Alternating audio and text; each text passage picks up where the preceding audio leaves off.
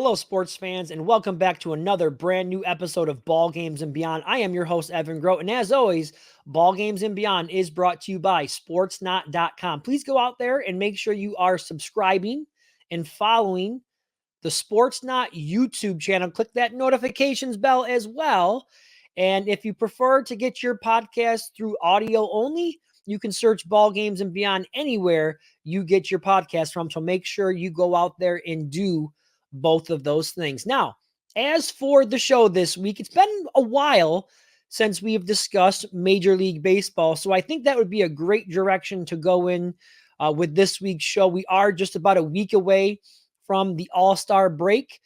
We are at the midpoint of the season, the first half almost in the books, a few more games to go. And it's been a really good first half to the season. And that is the topic of this week's show. We're going to get into top storylines from the first half of the MLB season. One of those storylines, one of the things that we will discuss is the New York Yankees. They are a team that coming into the season missed the playoffs last year. They went out and made a big-time trade for Juan Soto. So far, that trade has paid off. He's played really well for the Yankees. The Yankees were the number one team in baseball for a while, but unfortunately for Yankees and Yankee fans, the past month has been a different story. They have lost 16 of their last 22 games. They are the worst team in Major League Baseball over that time. Their ERA as a pitching staff is one of the worst. The team's not hitting anymore, so it's been a complete 180 for the Yankees. They're looking to kind of right the ship here prior to the All-Star break. Let's see if they can do that. One of the other storylines in this year's first half of the season, there's been a lot of teams that have surprised in a good way, playing better than most people expected. How about the Cleveland Guardians? They were a team who finished last year with a record under 500. They are the third best team in baseball right now, 56-33. Jose Ramirez leading the way for them, putting together an MVP caliber season. They've been a bright spot this year for MLB. And then on the flip side of that, you've got some teams that have really kind of underwhelmed and not played as well as many people thought they would coming into the season. The Texas Rangers coming off their World Series win last year, not playing well this year. They could be sellers at the trade deadline. That's interesting. The Toronto Blue Jays have really disappointed. They're another team who's being talked about as maybe someone you could keep an eye on to look to try to trade some of their big pieces off.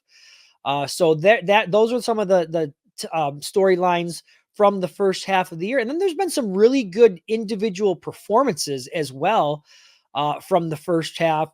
The MLB has a lot of great young shortstops. Bobby Witt Jr., who's put together a nice season. Gunnar Henderson, he's in the MVP race or the MVP conversation in the American League. Really great young stars here at the shortstop position. Aaron Judge, of course, looks like he could be chasing his record that he set of 62 home runs back in 2022. He could be breaking that record again this year. He's on pace to do that. How about Shohei Ohtani? We all know he got that huge contract in the offseason from the Dodgers. He's on track to have his first ever 50 home run season.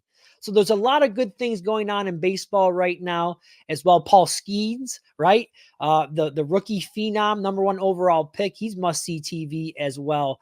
We're going to talk about this a little bit more when I return from the break. We're going to be joined by our guest, Gabe Lacques. Gabe is a baseball writer for USA Today. He's got great insight. He's a great person to follow. His work at USA Today. He's going to join us, and we're going to talk to him about some of these top storylines that I just mentioned. You don't want to miss that conversation. Lots more coming up next after the break here on Ball Games and Beyond, brought to you by Sportsnaut.com.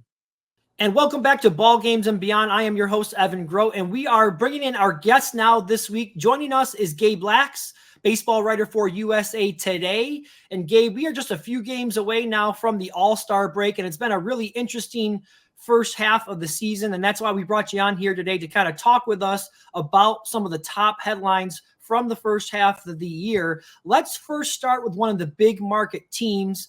They started out the year red hot, and now they are one of the worst teams in the league over the last month. And I'm talking about the New York Yankees. They've dropped 16 of their last 22 games. The hitting has gone ice cold. The pitching, not much better. The players aren't hustling. There's a lot of questions and concerns right now with the effort of some of the players on the team. The coach is under a little bit of fire as well. Now, I may be getting a little ahead of myself here with this question, but I'm interested to get some of your thoughts on it. Let's say the Yankees continue their underwhelming play here into the second half, somehow get into the playoffs and have an early playoff exit. Is it possible that Aaron Boone's job would be in jeopardy if something like that played out here? Well, it's always a possibility. It would certainly be determined by the circumstances of that kind of a collapse. Are they going in with the arrow really pointing down, and with a couple of scenarios on the field that you've seen in the last week or so with, the kind of Trent Grisham non-play, if you will, in center field. That was a real bad look. But the other big thing too is the trust of the guys in the clubhouse, and Aaron Judge has always been a pretty decent backer of Aaron Boone, and that kind of continues to be the case. He's maintained the trust of the Yankees' analytical brain trust by kind of really hewing to their desires. That's kind of what they hired him to do 6 years ago. So I think under most circumstances he would be safe. I think it would just be a matter of things ending in a particularly grim fashion, both from a performance standpoint and from a kind of an optic standpoint. If it looked like the team was not really into it toward the end there, but it's hard to project. But I think they will play. I think they will play better, and I think they will justify bringing him back, because there is kind of a comfort level there. But the point you raise is valid. It's certainly something to keep an eye on, especially as we turn the corner into September, and however their playoff fate might unwind. Yeah, absolutely. Obviously, there's still a lot of time left before a decision like that has to be made. But, when I listen to talk radio here, that's something that, continues to be mentioned, at least here in the past month, with this downfall that the Yankees are having right now. Now, I mentioned the team isn't hitting right now. The pitching, which both the pitching and the hitting for the Yankees was phenomenal to start the year. And again, everything has kind of gone ice cold. In your opinion, is the bigger problem with the lineup, or is it with the pitching? And how might the Yankees go about trying to address some of these issues going forward? Yeah, I think the bigger concern is the pitching, simply because hitters will go in cycles, and again, it is a little too top heavy of a team when you look at what Aaron Judge and Juan Soto have done for this team. It's kind of funny. Judge has kind of stolen back the headline Soto was claiming at the start of the year, but you look up and, Soto's month-to-month production is just unbelievable, and he still leads the major leagues in on-base percentage and walks, and he's going to hit a career-high home runs, which is 34. He's already, well past the halfway point of that. So I think, to me, the pitching's the bigger concern. When you look at again, Luis Eel, they got a lot out of their rookie when he, was AL Pitcher of the Month in May. Through his first half dozen starts, he had a 1.82 ERA. Since then, he's at a 7.00 ERA in his last 6 starts. So that's to be expected. It's just that when things are going so well and they turn south, it tends to go quickly, because guys are all peaking at once, and then they're all kind of going into a funk at once. The big thing that people seem to overlook is Clark Schmidt being on the injured list. He was fantastic and really answered a big question for the Yankees at the outset of the year. Kind of held things down for Garrett Cole. He and Luis Eel both, and now Schmidt not back till the All-Star break, probably not into August. That's a pretty big blow for them, particularly when you get to Garrett Cole, and kind of a big question. What was the nature of that elbow injury? How much will it affect him? Right now he's not blowing the doors down by any stretch. He's been fine, and so the big question as it regards Garrett Cole is this a natural ramp up, and come the second half, we're going to see Cy Young level Garrett Cole, or is he just going to kind of be, a decent pitcher, but nothing dominant? If he kind of gets that wind at his back in the second half and becomes, the Garrett Cole we know, that's a massive boost to this team, particularly if Eel can turn it around. Maybe he needs a little extended break over the All-Star break. If Schmidt can come back, they're going to look like a far different team than they are right now. But as of now, those are both kind of open questions. And again, so much of baseball is, as pitching goes, so goes your team. Absolutely. Now, it sounds like what you're saying is you're expecting Cole with a few more starts. Again, you mentioned the ramp up. You feel like he'll get back to form here. Clark Schmidt kind of on the mend, may return in August. Do you expect the Yankees, the trade deadline is approaching, how aggressive do you expect them to be to possibly add another starting pitcher? They could also use some help in the bullpen as well, but how aggressive do you expect them to be to maybe add a starter and maybe even a reliever as well? Yeah, I mean, this is where the Yankees kind of cease becoming the Yankees and start becoming just one of 30 teams in Major League Baseball, simply because everybody wants more pitching. Every contender wants a starter. Every contender wants a reliever. And as we know, a very limited trade market, coming up right now. You can kind of count on just 4 teams absolutely positively being sellers. That list will grow, by as many as 4 more teams, by as many as 6 to 8 teams. But again, it's looking like a year where enough teams are going to be, in the proverbial wild card hunt for that third wild card spot, maybe the second wild card spot, that it's going to be a limited market, and they're going to be going up against teams with deeper farm systems to be able to get those few trade assets. There's always a shortage of pitching in the major leagues. Whether you can develop from within, that continues to be a really big challenge. So there's a bigger premium placed on veteran guys at the trade deadline, and the prices are going to be pretty exorbitant. And I am not sure. I'm sure they can find some bullpen depth. I'm not sure the extent to which they can upgrade their rotation, assuming that Schmidt comes back, that Eel turns it around, that Cole turns it on. So looking probably more of a quantity than a quality type situation for the Yankees and a lot of teams come the trade deadline. Right. Yeah, I want to talk about some other teams now. I'd like to get some of your thoughts on maybe some surprise teams this year in the first half, both a good surprise and a bad surprise. Let's first start with the team that's really surprised you in a positive way, a team or two that maybe you didn't expect to play as well as they currently are. Who do you got? Yeah, I'm going to go with the Minnesota Twins, just because, they were expected to be kind of in that 80 to 84 win zone. Maybe they would, defend their AL Central title, but you could certainly predict a little bit of a drop off. They have played so phenomenally after a really ugly start the first 5-6 weeks of the season. To see Carlos Correa kind of approaching, maybe not MVP form, but certainly, being that impactful guy again, the guy that they signed him to be, and him finding a real comfort level in Minnesota is really big. The guy is really interesting to take a keep your eyes on is this Brooks Lee that they just called up, first round pick, from just a year or two ago. Really good hitter, switch hitter. He's really managed to make himself a threat on both sides of the plate. And, it's been such a drag for them to kind of live with the Royce Lewis injury sagas the last few years. Well, now here's Lee, a younger, healthier player. Who knows what's ahead for him, but certainly, a midseason call-up people aren't really talking much about, and he's only been around for 6 games. But it's interesting how the AL Central is really looking to lock down an additional wild card, which is a rarity in this day and age. And since 2016, I don't think they've advanced to the ALCS. So in the Guardians and the Twins, you're looking at 2 teams from that division with that kind of clout. Yeah, I'm glad you mentioned the Guardians. I wanted to mention them as well. A team that finished under 500 last year. Now they have the 3rd best record in baseball at 56 and 33, I believe it is. Playing really well right now. Are they real contenders here? A team that you should definitely take seriously based on what you've seen in the first half? Definitely, especially when you talk about the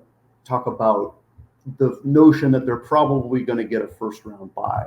You know, which would also be a first for the AL Central in this expanded wild card era. You know, the NL West is starting to look like a little bit more of a pillow fight between the Astros and Mariners. Not to say the Guardians are going to run away with it, but they've played enough games now to where, okay, they're really legit. That guys like Josh Naylor, you know, really are who they appear to be. You know, Jose Ramirez playing again at here's a guy who has never won MVP, may never win MVP because he's obviously going to take a number behind Aaron Judge, Gunnar Henderson, guys like that this year, but constantly finishes top 2, top 5, somewhere in there. So it's they're really gelling that way. They just got Gavin Williams back into the starting rotation. And again, they just continue to keep finding pitching. The bullpen is just remarkable.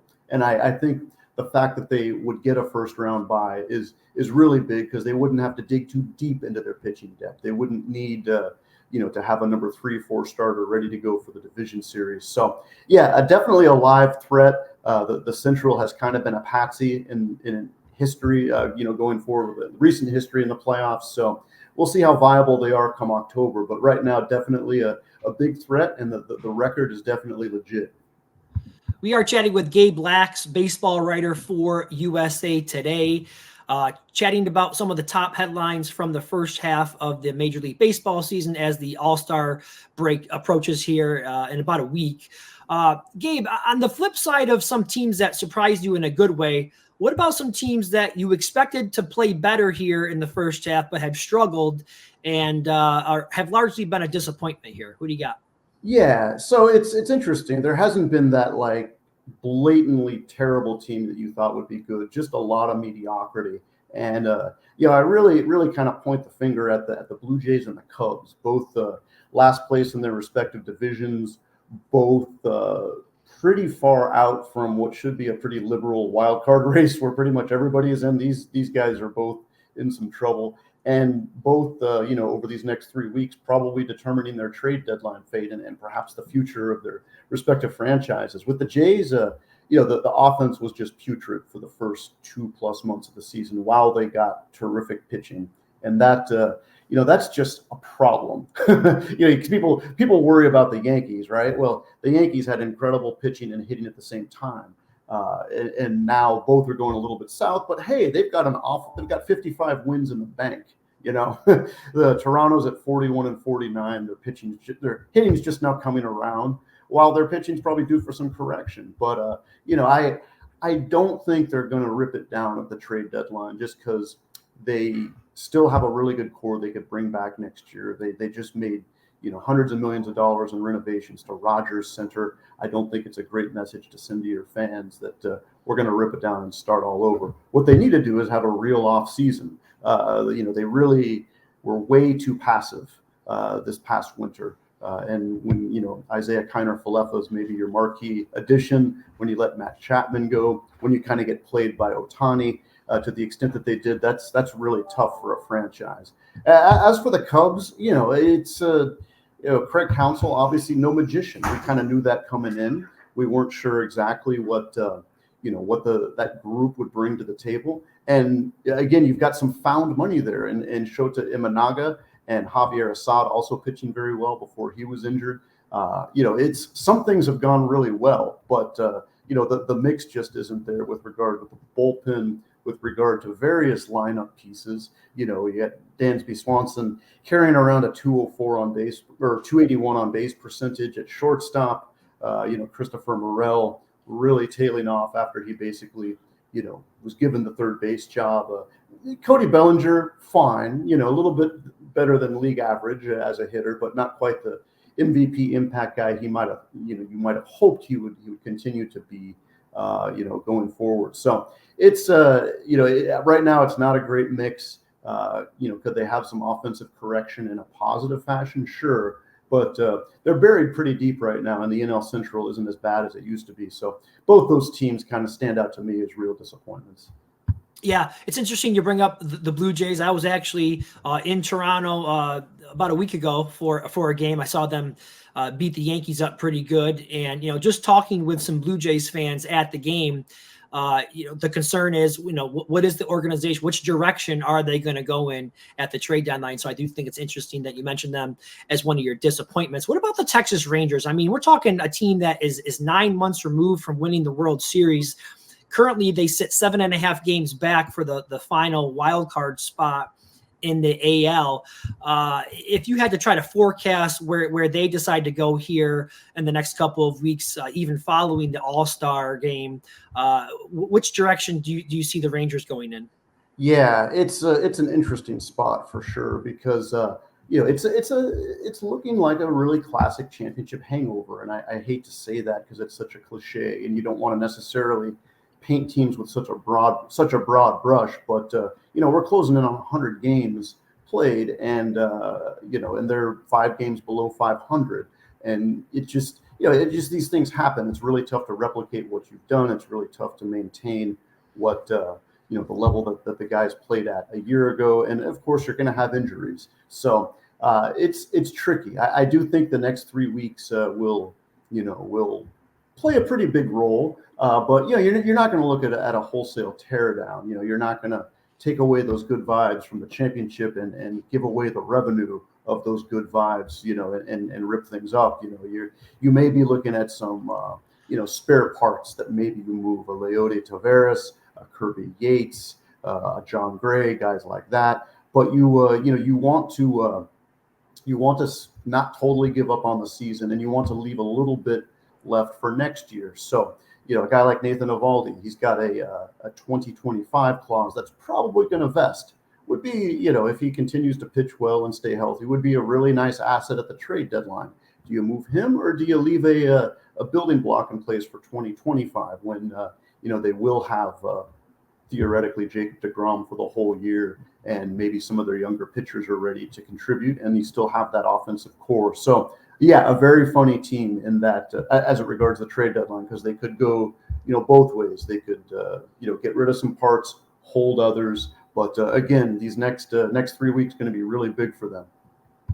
What about some of the individual performances from the first half of the year? I mean, we talked a little bit about the Yankees. Of course, Aaron Judge looks like he could be running away with the American League MVP award here, but the home run total again. I mean, he's at 32 right now with a few games to play here before the All-Star break.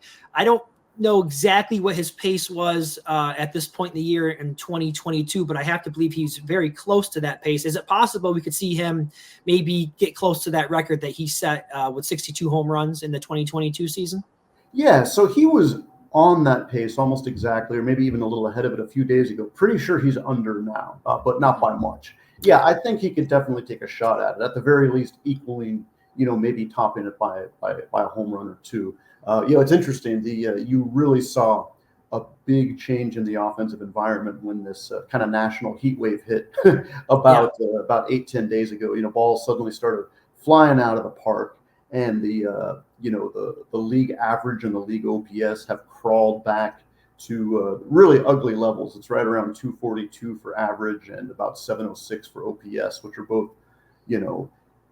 pre-shift marks, if you will. There was a nice bump in both of those last year. So, but that said, the offensive environment is perking up a bit, and he may get a bit of a boost from that. Not just the weather, but maybe pitchers maybe not as dominant as they were for the first 2-3 months of the season. That's definitely in play. And then you just look at a Juan Soto, a 430 on base percentage, absolutely ridiculous. Shohei Ohtani, can he crawl toward 50 home runs? Yeah. Maybe even something close to 100 extra base hits. That's crazy. Gunnar Henderson, excellent all around season. I think it's setting up to be a fascinating AL MVP race between Judge and Henderson with regard to Judge with all-time production levels, you might say, perhaps an AL home run record or record-tying effort. Henderson not far behind him with the power, excellent defense at the most premium position, shortstop, and also perhaps with the AL East title behind him. It'll be interesting to see which one of those teams wins that race. and that may frame the MVP race a little further. But yeah, it's going to be really interesting second half from those individual exploit standpoints. Yeah, that's certainly one of the top storylines from the first half of the season that I'm sure will carry over into the second half. And one more individual performance that I want to ask you about before we wrap this up. Paul Skeens. I mean, he has burst onto the scene here, #1 overall pick in the draft this past season, and he has not disappointed whatsoever. He is must-see TV every time he takes the mound. What are some of your initial thoughts on, a player like Skeens who came into the league with so much hype, and so far living up to that hype? Yeah, no, it's absolutely for real. The hype that is. And the thing that's impressed me the most, and some of these, I don't want to say these numbers are predictable, but you could kind of see a lot of it coming. The 78 strikeouts in 59 innings. The general dominance. The fantastic adjusted ERA. His ERA is 2.12, and that's 91% better than the league average through 10 starts, which is amazing. The sample's getting bigger. He's 10 starts is basically 1/3 of a season. So pretty soon we're going to get to 15 starts, to halfway of a point of the season. And you look up and you go, wow, this guy's really good. The thing that really jumps out at me is kind of the strikeout walk ratio of 6.5 right now. 78 strikeouts to 12 walks. He's been able to really command pitches well, to live in the strike zone, to get swings and misses within the zone. That splitter, or splinker as they call it, is really effective because he can throw it for strikes. He can get swings and misses on it. He can get swings and misses on it out of the zone when he wants, and then to mix in that slider more often, as he kind of has in his last few starts with that 100-mile-an-hour fastball. It's been very impressive. And again, you wait for the sample to get bigger, but I think we're getting to the point now. If he goes another 5-10 starts like this, okay, barring injury, this is who he is, and who he is has been really impressive so far. Does he deserve to start in the All-Star game, though? That's what we're hearing now. That's the topic that's being discussed. What do you think? It's tricky. It strikes me as a little bit contrived, which isn't to say that everybody needs to earn it. We all, this is a hierarchy and you haven't done enough, you don't want to live too close to that kind of mentality, with regard to does he deserve to start? Does he not deserve to start? But 10 starts doesn't quite a first half make, so it's you look at a Ranger Suarez or a Chris Sale or even a Zach Wheeler. It's tough to argue against those guys who have started almost twice as many games as him. Would it make a difference in ratings? I don't know. I mean, it's people tend to overinflate that a little bit. That there's this constant, you want to chase the buzz and all that kind of stuff. Personally, I'd like to see him, for sure guaranteed to pitch the 8th or 9th inning. That would keep people around to watch. So very interesting. At least there's some intrigue. There's usually not much intrigue in the starting pitcher announcements. Be very interesting to see which way the National League goes in that decision.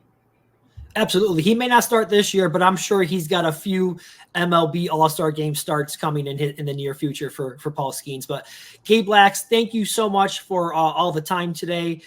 We appreciate your insight and all the time you gave us today. Thank you very much. You got it. We'll see you in the second half for sure.